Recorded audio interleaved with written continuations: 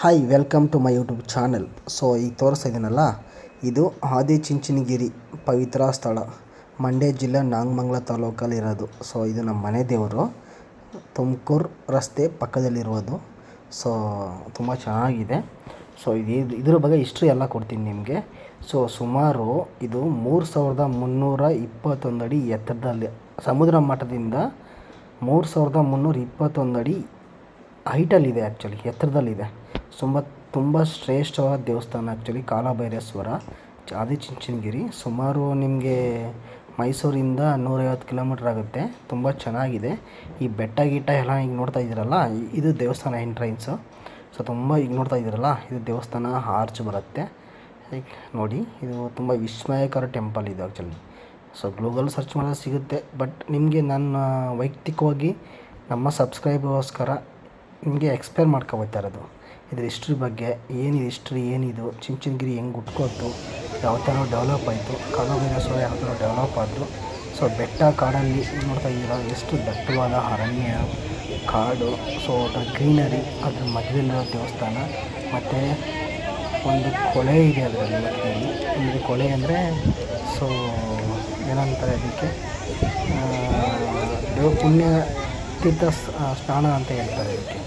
ನೋಡ್ತಾ ಇದ್ದೀರಲ್ಲ, ಇದ್ರ ಪಕ್ಕದಲ್ಲಿ ಹಿಂಬದಿಯಲ್ಲಿ ಕಾಣ್ತಿದೆಯಲ್ಲ, ಅದೇ ತುಂಬ ಚೆನ್ನಾಗಿದೆ. ಸೊ ಇದ್ರ ಬಗ್ಗೆ ಹಿಸ್ಟ್ರಿ ನಿಮಗೆ ಕೊಡ್ತೀನಿ. ಒಂದು ಸೆಕೆಂಡು. ಭಕ್ತಾದಿಗಳಿಗೆ ಅನ್ನ ಪ್ರಸಾದ ಮತ್ತು ನೀರಿಂದ ಹಿಡಿದು ಭಕ್ತಾದಿಗಳ ದೇವ ದರ್ಶನ ಮಾಡೋಕ್ಕೆ ಎಲ್ಲ ಸೌಕರ್ಯ ಇದೆ. ಎಲ್ಲ ಅಂದರೆ ತುಂಬ ಎಲ್ಲ ಸೌಕರ್ಯ ಕೊಟ್ಟಿದ್ದಾರೆ ಮಠಾಧೀಶ್ವರರು. ಈಗಿನ ಮಠಾಧೀಶ್ವರ ಏನಿದ್ದಾರೆ, ಮಠಾಧೀಶ್ವರ ಬಂದು ಲಾಸ್ಟ್ ಇಯರು ಬಾಲಗಂಗಾಧರ ಸ್ವಾಮಿ ಅವರು ಇಲ್ಲ ಇವಾಗ. ಸೊ ಇವಾಗ ಮೊದಲು ಬಾಲಗಂಗಾಧರ ಸ್ವಾಮೀಜಿ ಅವರು ನೋಡ್ಕೊತಿದ್ದಿದ್ದು ಮಠದೆಲ್ಲ ಇದನ್ನೆಲ್ಲ. ಸೊ ಈಗ ನೋಡ್ತಾ ಇದ್ದೀರ, ಅವ್ರದ್ದೂ ತೋರಿಸ್ತೀನಿ ನಿಮಗೆ. ಅವ್ರು ದೈವಿಧಾನ ಅದಾದಮೇಲೆ ಈಗ ನಿರ್ಮಲಾನಂದ ಸ್ವಾಮೀಜಿ ನೋಡ್ಕೊತವ್ರೆ. ತುಂಬ ಹೆಂಗೆ ಅಂದರೆ ತುಂಬ ಈಗ ನೋಡಿದ್ದೀರಲ್ಲ, ಎಷ್ಟು ಡೆವಲಪ್ ಆಗಿದೆ, ಎಷ್ಟು ಡೆವಲಪ್ ಮಾಡಿದ್ದೀರಾ, ಇದೆಲ್ಲ ನೀವು ಲೈವಲ್ಲಿ ನೋಡ್ತಾ ಇದ್ದೀರಾ ಹೇಗಿದೆ ದರ್ಶನ ಅಂತ ಹೇಳ್ಬಿಟ್ಟು. ಈಗ ನೋಡಿ, ಒಳಗಡೆ ತೋರಿಸ್ತಿದ್ದೀನಿ ಟೆಂಪಲ್ ಒಳಗಡೆ ನೋಡಿ. ಸೊ ತುಂಬ ಪುಣ್ಯಕ್ಷೇತ್ರ. ಈಗ ನೋಡ್ತಾ ಇದ್ದೀರಲ್ಲ, ಪುಣ್ಯ ಅಂದರೆ ಇನ್ನೂ ಡೆವಲಪ್ ಆಗ್ತಾಯಿದೆ. ಪಕ್ಕದಲ್ಲೆಲ್ಲ ಕಟ್ತಾ ಇದ್ದಾರೆ. ಯಾರ್ದು ಕಟ್ತಾ ಇದ್ದಾರೆ ಅಂದರೆ, ಸೊ ನಮ್ಮ ಬಾಲಗಂಗಾಧರ ಸ್ವಾಮೀಜಿದು ಇನ್ನೂ ಅವ್ರು ತುಂಬ ಮಾಡಬೇಕು ಅಂತ ಅಂದ್ಕೊಂಡಿದ್ರು. ಆಗ ತಕ್ಷಣದಲ್ಲಿ ದೈವಿಧಾನ ಆಗಿಬಿಟ್ರು. ಸೊ ಹಂಗಾಗಿ ಇದನ್ನು ಇನ್ಫಾರ್ಮೇಷನ್ ಕೊಡ್ತಾಯಿದ್ದೀನಿ. ನೋಡಿ ಹೆಂಗಿದೆ ಟೆಂಪಲ್ ಒಳಗಡೆ. ಈಗ ನೋಡ್ತಾ ಇದ್ದೀರಲ್ಲ ಟೆಂಪಲ್ ಹೆಂಗಿದೆ ಒಳಗಡೆ. ನಾನು ಏನಕ್ಕೆ ಹೋದೆ ಅಂದರೆ, ನಮ್ಮ ಅಣ್ಣನ ಮಗಳದ್ದು ನಾಮಕರಣ ಇತ್ತು ಆ್ಯಕ್ಚುಲಿ. ಹಾಗಾಗಿ ಹೋಗಿದ್ದೆ. ನಾಮಕರಣದ್ದು ವೀಡಿಯೋ ಬರುತ್ತೆ ನೋಡಿ ನಿಮಗೆ. ನನ್ನ ಮಗಳು ತನ್ವಿಕಾ ಅಂದ್ಬಿಟ್ಟು, ನಮ್ಮ ಅಣ್ಣನ ಮಗಳು, ಅವ್ಳದ್ದು ನಾಮಕರಣ ಇತ್ತು. ಹಾಗಾಗಿ ಹೋಗಿದ್ದೆ. ಹೋಗ್ಬಿಟ್ಟು ಸೊ ಒಂದು ವೀಡಿಯೋ ಮಾಡೋಣ ಅನ್ನಿಸ್ತು. ಜನಗಳಿಗೆ ಒಂದು ಮಾಹಿತಿ ಕೊಡೋಣ ಅಂತ, ಒಂಥರ ಶೇರ್ ಮಾಡ್ಕೊಳ್ಳೋಣ ಹೇಗಿದೆ ಏನು. ನಾಮಕರಣಕ್ಕೆ ಎಷ್ಟು ಟಿಕೆಟು, ನಾಮಕರಣಕ್ಕೆ ಬಂದು 100 ರೂಪಾಯಿ ಟಿಕೆಟ್ ಇದೆ. ಅದು 3 ಒಳಗಡೆ ಕ್ಲೋಸ್ ಆಗುತ್ತೆ. ಟಿಕೆಟ್ ತಗೊಂಡು 3 ಒಳಗಡೆ ಹೋದ್ವಿ. ಅವ್ರಿಗೆ ಅದೇನಿದೆ ನಾಮಕರಣದ್ದು, ಸೊ ಮುಡಿ ಮಾಡಬೇಕು ಅಂತ ಹೆಣ್ಮಗಳು ಮುಡಿ ಮಾಡೋಕ್ಕೆ ಕೊಡಿಸಿದ್ವಿ. ಈಗ ಕೂತ್ಕೊಂಡ್ವಿ ಅಲ್ಲಿ ನಾಮಕರಣಕ್ಕೆ. ಕೂತ್ಕೊಂಡಾಗ ಅಲ್ಲಿ ಏನು ಸಾಮಾನು ತೊಗೊಳ್ಬೇಕು ಲೀಸ್ಟ್ ಕೊಡ್ತಾರೆ.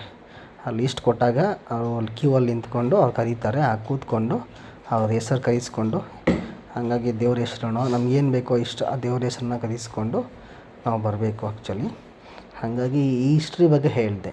ಒಬ್ಬ ಅರ್ಸ್ಕೊಂಡಿರ್ತಾರೆ ಏನೋ ಒಂದು ಅವ್ರದ್ದು. ಈಗ ನೋಡಿ ಎಷ್ಟು ಜನ ಅವತ್ತು ಭಾನುವಾರ ದಿನ ಹೋಗಿದ್ದು, ತುಂಬ ರಶ್ಶು ಅಂದರೆ ತುಂಬ ರಶ್ಶು.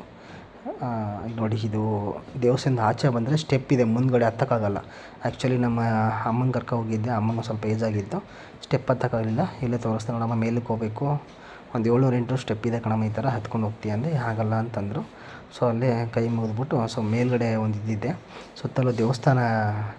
ಈಗ ನೋಡಿ ಸುತ್ತಲೂ ಈಗ ಅನ್ನಪ್ರಸಾದ ಒಂದು ತೋರಿಸ್ತೀನಿ. ಇದು ಬಂದು ಎಂಕ್ವೈರಿ ಮಾಹಿತಿ ಏನು ಬೇಕೋ ಅದನ್ನ ಟಿಕೆಟ್ ತಗೊಳ್ಳೋ ಜಾಗ ಇದು ಆ್ಯಕ್ಚುಲಿ. ತುಂಬ ಚೆನ್ನಾಗಿದೆ ನೋಡಿ. ಇದು ಬಂದು ಅನ್ನಪ್ರಸಾದ. ಈ ಎಂಟ್ರೆನ್ಸ್ ಬಂದು ಅನ್ನಪ್ರಸಾದಕ್ಕೆ ಹೋಗೋ ಕ್ಯೂ ಇದು. ಇದು ಬಂದು ನಿಮಗೆ ದೇವಸ್ಥಾನ ಬ್ಯಾಕ್ ಸೈಡು. ತುಂಬ ಚೆನ್ನಾಗಿದೆ. ಸೊ ನೋಡಿ, ಈಗ ಸಬ್ಸ್ಕ್ರೈಬ್ ಮಾಡಿ. ಅವ್ರಿಗೆ ಏಜ್ ಪರ್ಸನ್ಗೆ ಒಂದು ಟ್ರ್ಯಾಲಿ ಅಂತ ಬರುತ್ತೆ ಇದ್ರದ್ದು ಆ್ಯಕ್ಚುಲಿ. ಯಾವುದು ಅಂದರೆ ಈ ಬ್ಯಾಟ್ರಿ ಗಾಡಿ ಬರುತ್ತೆ, ಅದಲ್ಲಿ ಸುಡುತ್ತಲ್ಲ. ಸೊ ಏಜ್ ಪರ್ಸನ್ ಯಾರಿದ್ದಾರೆ ಕರ್ಕೊಂಬಂದು ದೇವಸ್ಥಾನ ಅಂತ ಡ್ರಾಪ್ ಮಾಡ್ತಾರೆ. ಕಾರ್ ಪಾರ್ಕಿಂಗಿಂದ ದೇವಸ್ಥಾನದಲ್ಲಿ ಡ್ರಾಪ್ ಮಾಡ್ತಾರೆ. ಅದು ವ್ಯವಸ್ಥೆ ಇದೆ. ಅದು ನಮ್ಮ ನಿರ್ಮಲಾನಂದ ಸ್ವಾಮೀಜಿಯವರು ಅದನ್ನು ಕೂಡ ಫ್ರೀಯಾಗಿ ಬಿಟ್ಟಿದ್ದಾರೆ ಪಾಪ. ಈಗ ನೋಡಿ ಈಗ ತೋರಿಸ್ತಾ ಇದ್ದೀನಲ್ಲ ನೋಡಿ, ಜನಗಳೆಲ್ಲ ಹೆಂಗೆ ಓಡುತ್ತೆ ಬಂಡೆ ಮೇಲೆ, ಎಷ್ಟು ಬಿಸಿರುತ್ತೆ, ಎಷ್ಟು ಹೈಟ್ ಇದೆ ನೋಡಿ ದೇವಸ್ಥಾನ. ನೋಡಿ ಮೇಲ್ಗಡೆ ತುಂಬ ಹೆಂಗಿದೆ ನೋಡಿ. ಈಗ ನಾಮಕರಣ ಅದು ಹೆಸರು ಕಳಿಸ್ಬೇಕಾದ್ರೆ ನಮ್ಮ ಅಮ್ಮ ಮತ್ತು ನಮ್ಮ ಅತ್ತೆ ಎಲ್ಲ ಕೂತಿದ್ರು, ನಮ್ಮ ಅಣ್ಣ ಅತ್ತಿಗೆ ಎಲ್ಲ ಕೂತಿದ್ರು. ಅವ್ನಿಗೆ ಹೆಸರು ಕರೆಸ್ಕೊಂಡು ತುಂಬ ಅಳ್ತಾ ಇದ್ಲು, ತುಂಬ ಪಾಪಕ್ಕೆ ಫುಲ್ ಅಳ್ತಾ ಇದ್ಲು. ಚಿಕ್ಕಪ್ಪ ಅಂತ ಸುಮ್ಮನೆ ತುಂಬ ಅಳ್ತಾ ಇದ್ಲು. ತುಂಬ ಬಿಸಿಲಿತ್ತಲ್ಲ ಹಾಗಾಗಿ. ಸೊ ಹೆಸರು ಕರೆಸ್ಕೊಂಡು ಫುಲ್ಲು ಹೇಳ್ದು ಮತ್ತೆ ಕೇಳಿ, ಯಾಕಂದರೆ ಪಾಪ ಅಡ್ಜಸ್ಟ್ ಆಗ್ತಾಯಿಲ್ಲ, ಎಲ್ಲೂ ಆಚೆ ಬಂದಿರಲಿಲ್ಲ. ಆಮೇಲೆ ತುಂಬ ಅಳ್ತಾ ಇದ್ಲು, ಸಿಕ್ಕಾಬಟ್ಟೆ ಅಳ್ತಾ ಇದ್ಲು. ಹಾಗೆ ನಾಮಕರಣ ಹೆಸರು ಕರೆಸ್ಕೊಂಡು ಸರಿ ಒಂದು 10 ನಿಮಿಷ ಪಾಪ ತುಂಬ ಕಷ್ಟ ಆಗೋಯ್ತು ಪಾಪಗೆ.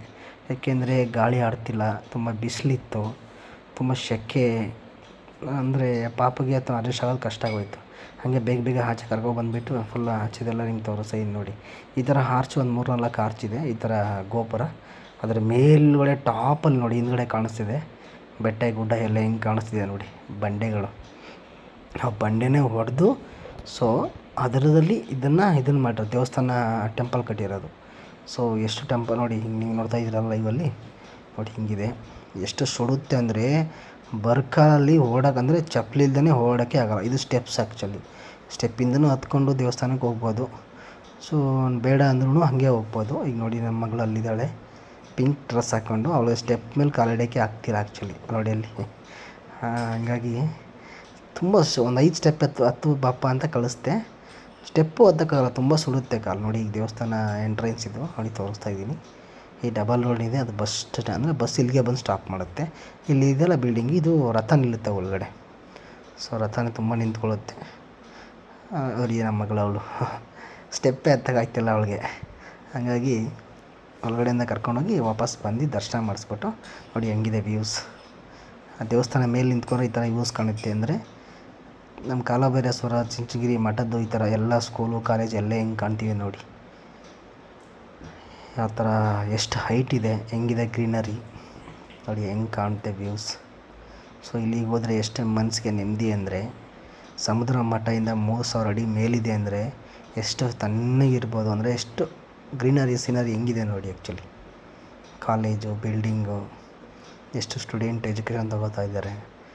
ಸೊ ನೋಡಿ ನೀವು ಹೇಳ್ತಾ ಇದ್ದೀರಾ. ದಯವಿಟ್ಟು ನನ್ನ ಚಾನಲ್ ಸಬ್ಸ್ಕ್ರೈಬ್ ಮಾಡಿ, ಲೈಕ್ ಆದರೆ ಶೇರ್ ಮಾಡಿ. ದಯವಿಟ್ಟು my request, please subscribe and share, please my request. Thank you, bye.